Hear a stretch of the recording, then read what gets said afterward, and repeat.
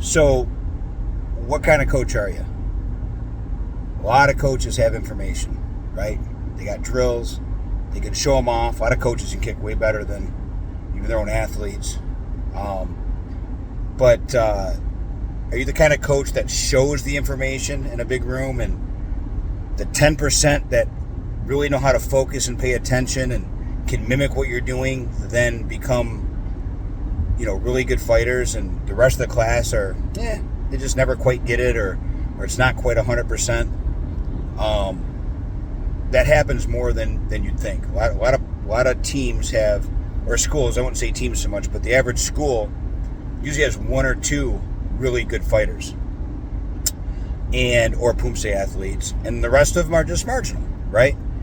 And I believe that comes from the coaching style. So one of the things I tell my kids that I hope are going to be coaches one day and reteach everything that I show them, I said, anybody can just stand up, show some really cool drills, get everybody excited about the drills, and then watch 80% of the class or 90% of the class do them either half-heartedly or not fully correctly or have bad habits.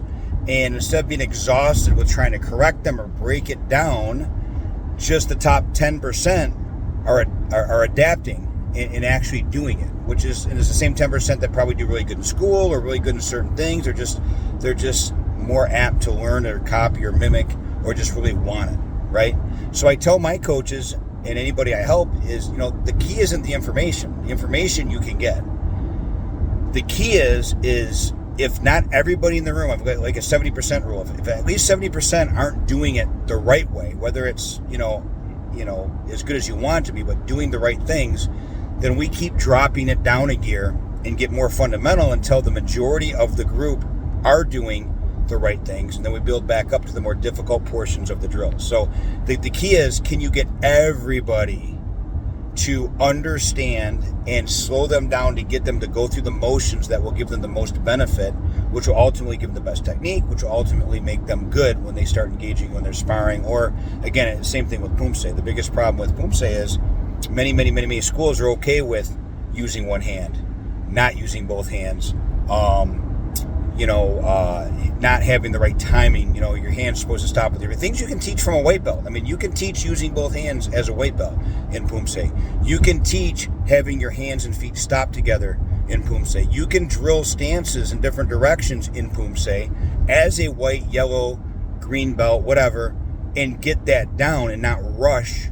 And then when they go to get their black belt, be upset because they're not looking as technical as you think they should, right? So, this will probably get criticized, and I'm looking for people to criticize it, tell me I'm wrong. But if you look around, the far majority of schools tend to let people get behind, and then that becomes a standard that's okay. Now, in a team environment where you're literally trying to be competitive, one of my secrets is if they don't show up to every single class and go to every single local tournament as if it's just a practice to get better, they're not on the team. So that gets rid of the people that might slack or the parents that aren't fully committed.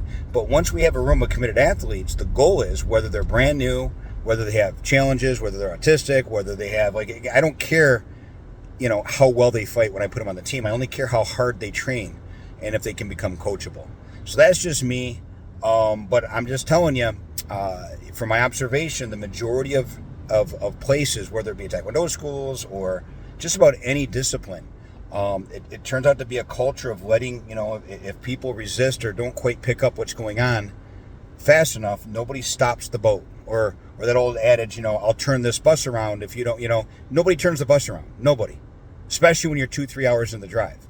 And frankly, I think good coaching and making sure things get done and they get the best benefit out of learning is you have to be willing to stop the bus, turn it around, and get back to the basics until they do adopt what you are trying to teach.